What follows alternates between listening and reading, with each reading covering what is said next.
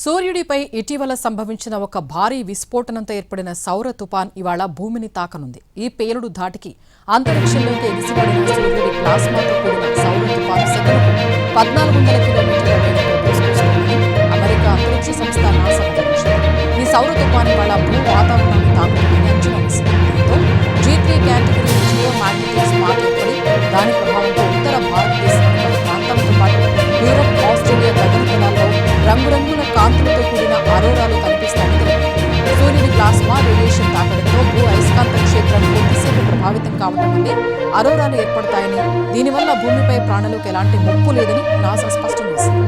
సూర్యుడి కరోనాలో ఉండే ఫిలమెంట్ పేలిపోవడం కారణంగా ఈ సౌర తుపాను ఏర్పడింది. కరోనాలోని బాహ్య వాతావరణంలో అయస్కాంత క్షేత్రాల మధ్య చిక్కుకుని ఉండే చల్లటి సాంద్రమైన ప్లాస్మా నిర్మాణాన్ని ఫిలమెంట్ అంటారు. ఈ అయస్కాంత బంధం బలహీనపడినప్పుడు ఫిలమెంట్ భారీ శక్తితో పేలిపోతుంది. దాంతోపాటు బిలియన్ల టన్నుల అయస్కాంత ప్లాస్మా అంతరిక్షంలోకి విడుదలవుతుంది. ఈసారి కూడా అదే జరిగిందని శాస్త్రవేత్తలు చెబుతున్నారు. ఈ సౌర తుపాను తీవ్రతను బీజెడ్ మ్యాగ్నెటిక్ ఫీల్డ్ అనే కీలక పరిమితి నిర్ణయిస్తుంది.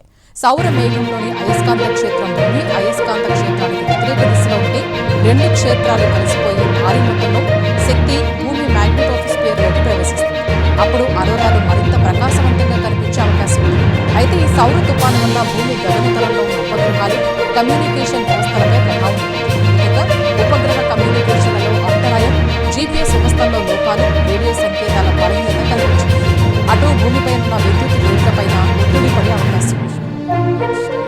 అయితే ప్రస్తుతం శాస్త్రవేత్తల దృష్టి అంతా భూమికి సుమారు 15 లక్షల కిలోమీటర్ల దూరంలో ఉన్న పరిశీలన ఉపగ్రహాలపైనే ఉంది.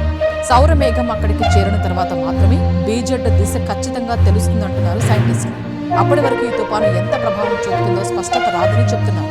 మరోవైపు ఈ ఏడాదిలో భూమిని నేరుగా లక్ష్యంగా చేసుకున్న అత్యంత వేగవంతమైన సౌర విస్ఫోటనాల్లో దీన్ని ఒకటిగా భావిస్తున్నారు నాసా శాస్త్రవేత్తలు.